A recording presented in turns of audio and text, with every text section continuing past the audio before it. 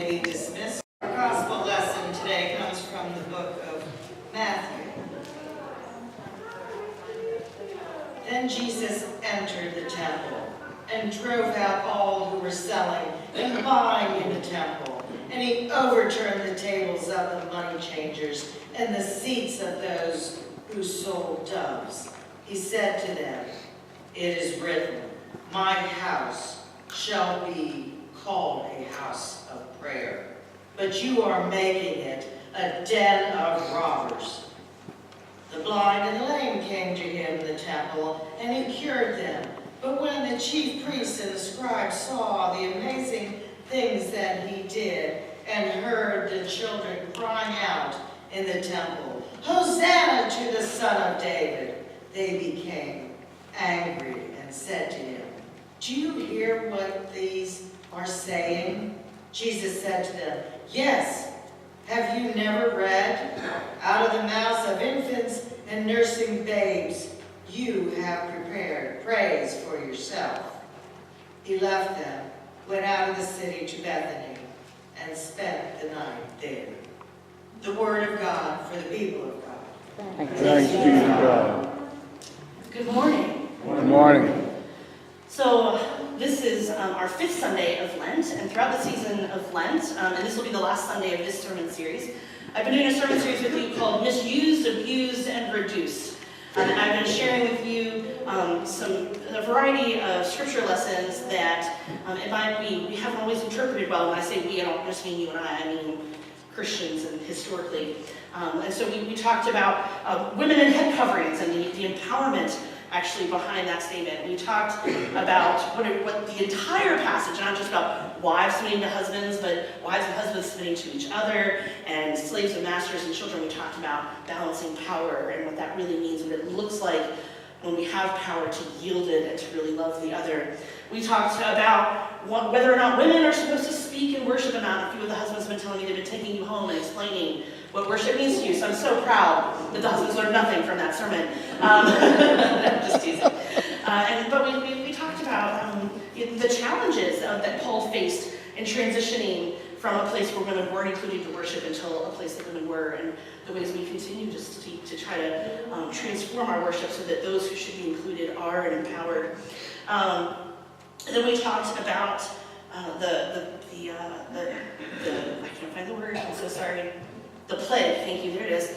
Thank you, God. The plague of the firstborn. What do we do with the angry God? How do we handle the passages that make us uncomfortable and scared? What do we do with a vicious and raging God that seems to be killing the innocent? And we talked about that sin always victimizes the innocent.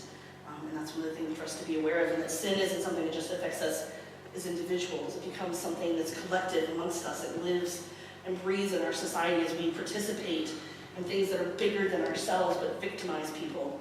And through each of these lessons, I've been sharing with you ways that because we've misinterpreted the scripture, we've been missing the meaning and we haven't been able to utilize it. So I hope you've also picked up on this idea that I've really been trying to put forth, that I want you to be studying scripture.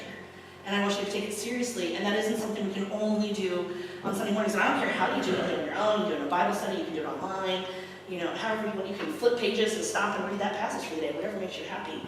But the other thing is to not give up on it. One of the sermons I shared with you, I mentioned that I had spent 10 years working at that scripture before I felt comfortable preaching on it. It was a decade worth, if not nonstop, right? I was doing a few other things in that decade too, but still, it was a decade of continuing to go back to that passage. The other thing is, we don't give up on scripture. You can't just take scissors to it, despite what Thomas Jefferson says. You can't just pretend that there are passages. We have to deal with all of scripture, because anytime we leave a passage out, we've reduced the impact of it overall.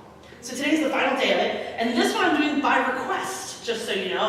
I put together recently a worship team that's been helping me out, and I was sharing with them this sermon series, and I had one Sunday, but I said, I haven't really decided what I want to do. I said, I'd really like to pull something from the Gospels. I said, because I looked up some things from Paul and something from the Old Testament. So, and they said, you know what I would love if you would do, because it's a passage I always pretend is not there because I don't understand it, is the one where Jesus gets so angry in the temple. She said, I don't know what he's mad about, and it seems to me like he's kind of throwing a temper tantrum, and that doesn't make any sense to me because I feel like Jesus shouldn't act like a 2-year-old, and I don't get it. I said, perfect, done.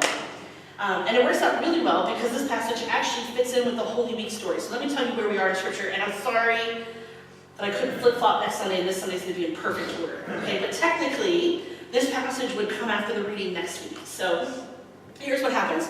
Jesus and his disciples, they come to Jerusalem, and we have what we think of as Palm Sunday, that we have the triumphant entry. Hosanna, woo, woo, woo! All right, and he marches into Jerusalem, and according to Matthew and Luke, he goes right to the temple. All right, now all four Gospels have triumphant entry in it. John moves to something else next, and Mark has him go to Bethany and then come back. So one or the other. So basically, this is what happens right after. So imagine he's coming in, and these are the Jews that are responding. Hosanna, Hosanna, praise God, blessed is he who comes in the name of the Lord, son of God, yada yada yada, woo, woo, woo, woo. And they proceed through the winding streets, because the temple's not exactly on the outskirts, so they kind of wind through the city, and this crowd is following him, and they end up at the temple. And he walks in, and he sees, and it's not in the sanctuary. It would be like what we would think of like as our vestibule. Except there's would have been outdoors. It doesn't rain all that much there. So they have a lot of outdoor worship areas there. And he realizes that something has gone wrong in this space. So now let's talk for a minute about sacred space. So when we talk about that, so we think of our sanctuary as being sacred space. It's the place we come to be with God. It's the place we come to learn about God. And so this place feels elevated to us. It's different than when I'm sitting on my couch, right? It's different than, so when I read scripture sitting in this room, it feels different even than when I'm sitting in my office, even though the whole building could be considered sacred space. And it's one of the reasons that when people violate that sacred space, we get very upset. So if I were to start using vulgar language, you wouldn't like that probably no matter where I was, but you might understand it if I'm in the parking lot at Safeway or watching a football game in my home a lot better than if I'm in the middle of my sermon, right? I'm assuming some of you are like, well, whatever, but you're like, yeah, watch that potty mouth, Pastor. I know. We get upset. So in our world right now, there's an issue with shootings, and they're always a violation to our safety. But when we hear about someone bringing a gun into worship and then using that gun in worship, there's something about that it's just wrong, right? Because it's like that shouldn't happen in sacred space, whether it's a church or a temple or a synagogue or a mosque. All of those places are sacred space. As much as that means something to us, as much as these spaces feel like that to us, I want you to take however passionately you feel, and maybe it's not the sanctuary. A lot of us, I really do love the sanctuary. It's bright, it's beautiful. I love Jesus as the good shepherd. I mean, it's a really nice, pretty sanctuary. But maybe you grew up in a church, and that's what you think of as like one of those really sacred places. Picture the place that you've connected to Jesus the strongest, that sacred place that you're like, that really means something to me. Then take that and multiply it by 100. That's how important the temple was to the Jewish people in the first century. All right, it wasn't like this is kind of a place where the Spirit of God is. It was literally the inner sanctum part of the temple was the place that God came to be on earth. It was where they could find him. That's why they built that space. And God told them to build it that way. Build my temple like this. Build me this. Put some curtains up. Make it look pretty. Put in some sparkly things. I'm just kidding. All right. So it was the place that that the Jews would have gone. I can't even describe how sacred this would have been. And he walks in, and there's and one of the things that the Jews would have come there to do, whether they came on a weekly basis, but everybody would have tried to come at least once or twice a year to do sacrifices, all right? And part of what's happened, this is why they're selling doves and other animals in the vestibule. You're like, why is there a petting zoo at church, right? It's because they were supposed to sacrifice animals, and there were certain animals that you're supposed to bring. But imagine walking 10 miles, all right? Like that's not hard enough with your whole family in tow and all the provisions you have to carry, but now you're supposed to bring along a lamb or a calf or something like that. And so what they would often do is they would bring money and then purchase the lamb or calf in Jerusalem so they didn't have to travel with it as far. This is no problem when it happens outside the temple gates, and there were people that's what they did. If you couldn't afford the recommended animals by Scripture in the Old Testament, in the books of Leviticus and Deuteronomy and Numbers, It tells you what you should do, and there's like the next level down. So if you're not wealthy enough, if you're provided for, you don't have any lamb or calves, then you can replace it with 2 doves, and so that's where the doves come in. And these doves are not like the pretty like, oh, they're like pigeons. All right, so before you guys get all upset, like, oh, they're hurting the pretty birds, whatever, they're pigeons, it's fine.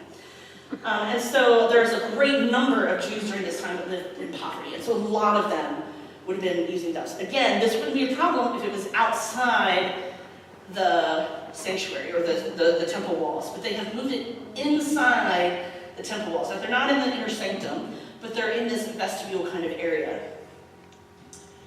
I know part of you were thinking, you're like, no, Amanda, I came into church this morning, and the UMW ladies were selling Easter eggs like they're going out of their minds. I mean, there were people writing checks, and Myrna was like pouncing on them, like, give me your egg orders, I need them now, and I hear you, all right? I literally had a member this week ask me, like, are you going to tell the UMW ladies on Wednesday that they can't sell Easter eggs in the entryway? I said, no, because I'd like to still have a job on Monday.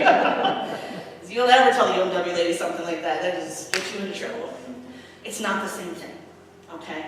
I want to make that really clear. There are lots of times in lots of churches where out in the entryways or as you come in or in the fellowship hall, they're selling things not for profit. And we're not making a profit off the Easter eggs, just we'll make money, but it's already been earmarked for certain ministries. And so it's just a way of funding ministry. And churches do that all over the place. Now, why is that different? Let me help you understand. Today is Communion Sunday. I'd like you to imagine that when you came into the entranceway this morning, you had to join a line. And as you got up front, someone said, bread, saltines, or gluten-free? Yeah, I guess I like bread. Okay, you can get in this line. And in order to receive communion today with bread, you have to pay a certain amount of money. If you have that much money, you get in the saltines line. Nothing wrong with serving saltine crackers and juice. I've done that on retreat. I got to tell you, there's a lot of sweet and salty that goes together, but the saltine crackers and grape juice are one of my recommendations. But still, you can get away with it. And if you're poor and you can't, have the nice sweet bread, then some people you can give me a big piece of that if you want, Sorry, so sorry, you're too poor. In the saltine line, you go. And heaven forbid you should have a dietary condition like gluten-free, because you're really going to pay, because we had to special order that stuff for you. Oh, you have no money? Please remain in your seats for communion today. Just think about what that would feel like. First of all, that there's no question what line you're in. So regardless of how casual we've dressed for Casual Sunday, or whether you're dressed your best, there's no way to hide how much money you do or don't have in this moment. You cannot be a part of the group as a whole. You have been singled out. You are a bread person, you are a saltines person, you are a nothing person. How sacred would that feel? How does that feel when I started to do the ritual of communion and you're sitting there thinking, if only I had enough money for a saltine? Or you watch and you have your saltine cracker and the person next to you has bread and it just looks like it would be. So now I've changed the experience of communion so that some of you are having a better experience than others because some of you are wealthier than others. Imagine anything less the way Jesus would want us to be worshiping God than to attach money to sacred rituals. Communion for us, baptism for us, this is what the sacrifices were for them then. It was the same.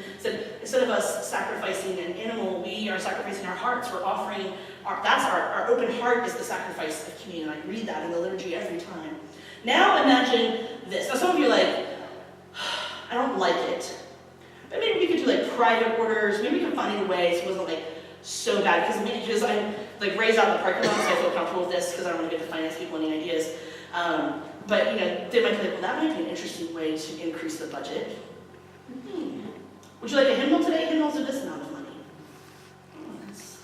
Yes. Oh, you wanted a bulletin? Bulletins are this amount of money.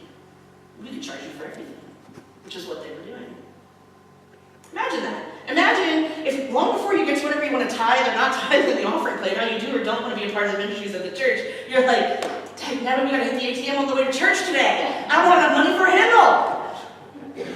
I'd really like to be able to hold a Bible today, so I think I'll bring a little extra. That bread's I've been saving. I've been saving for months so I can have bread at communion instead of saltine crackers because I just hate those saltines. And maybe some people are like, could I bring my own saltine? No, I'm sorry.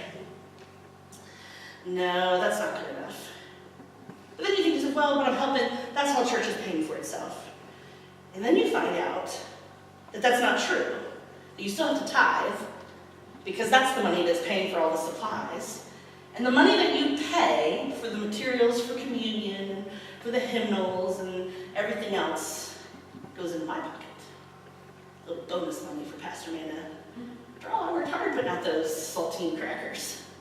Someone had to go find the bread. For a second. How would you feel if I was making money off communion, while at the same time ensuring that some of you are more worthy than others, and some of you aren't worthy at all? Jesus is not happy. He's not throwing a temper tantrum. He's not a little disgruntled. He's not asking them, could you simply relocate your tables? He is furious because they have reduced the sacred space of Jerusalem. Like, this is like the sacred space of all sacred spaces. This is like walking into Rome, all right, and doing crazy stuff in the post office. I mean, whatever modern day thing you want to do. All right, we don't really have a Methodist version of that. We don't have like the mighty Methodist temple. But imagine, into Jerusalem, and these people are making their living off the backs of other people who have come to try to give the holy sacrifices that Scripture demands they do in order to be accounted with God. And as we know, because greed is what greed is, they weren't giving these people breaks. It wasn't like, well, yeah, I'm doing that, but I'm selling the doves at a nice price. No. Right? So imagine I've been doing the community thing for a while, and then you show up on Sunday, and I have tripled the prices.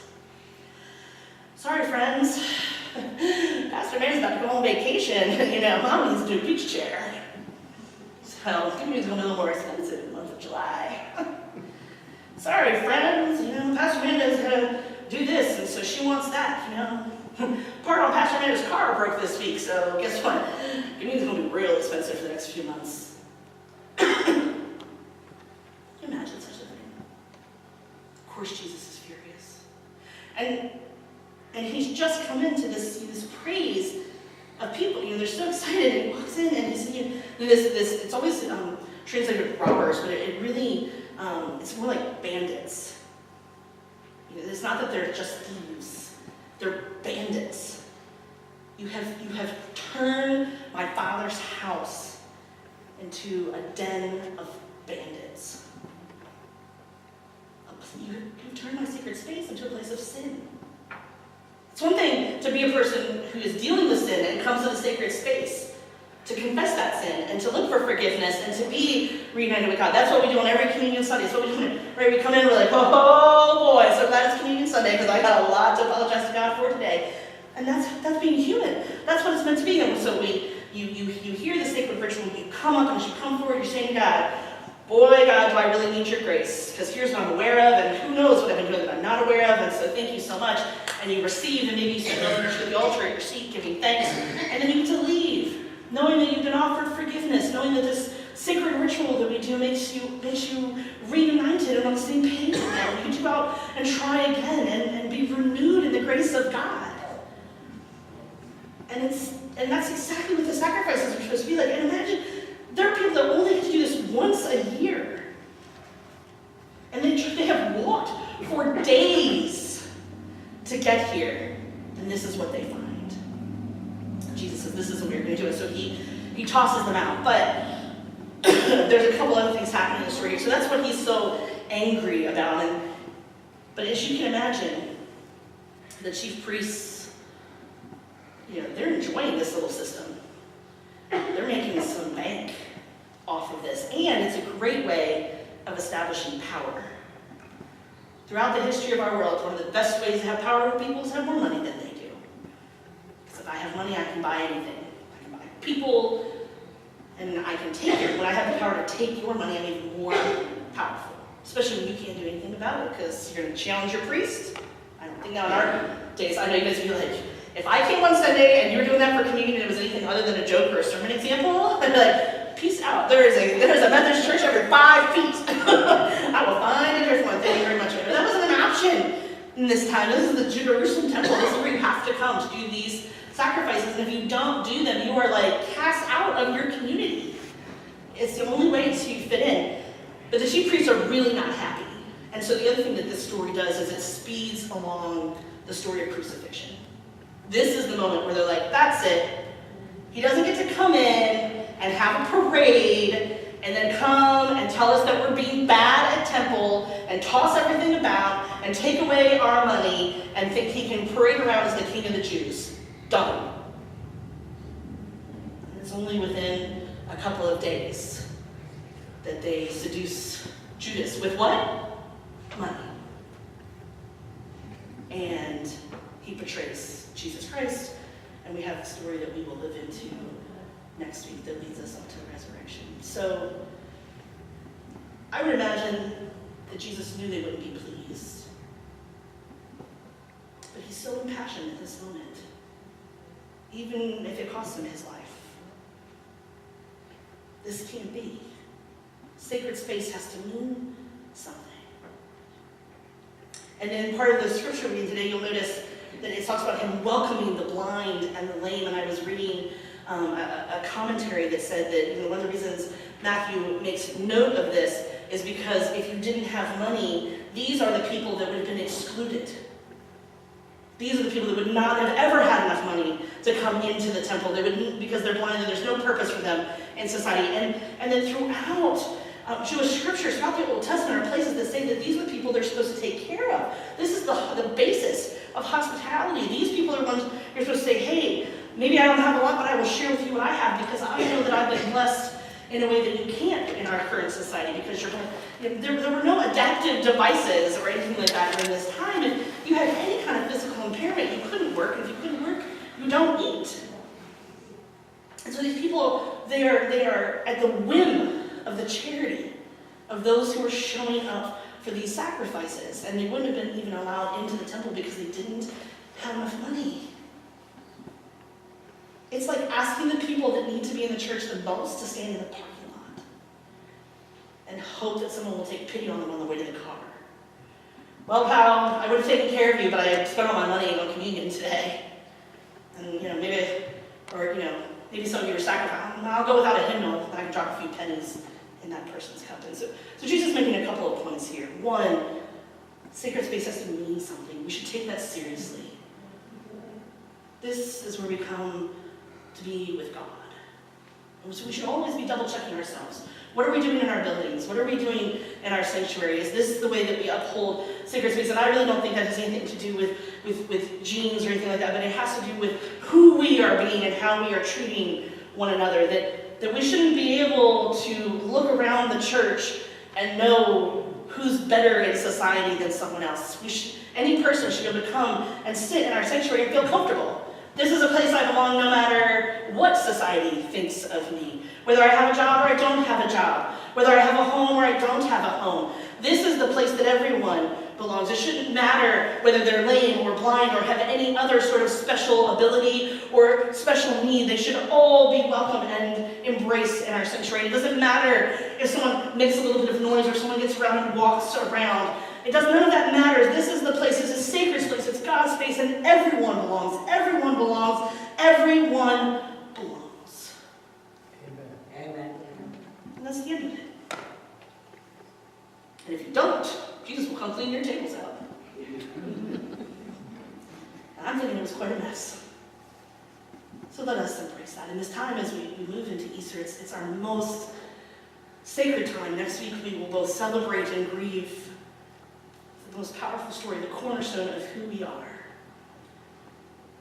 And that entire story is about a person who gave everything so that others might benefit. So we seek to embrace that. And no part of that can be wrapped up in creating a place that we call sacred that then some people aren't worthy to be in, that some people are better than others, that some people are not worthy at all. It cannot be that way. It is misuse, abuse, and reduce of the scripture. We would miss the warning of the scripture. We would miss how passionate Jesus is about what happens when you violate sacred spaces. And most of all, we would hurt people that are so desperately in need of healing and love. The people that need to be here with us the most should not be asked to stand in the parking lot, should not have to save their money to feel worthy to be here. Amen. Amen. Beloved, would you please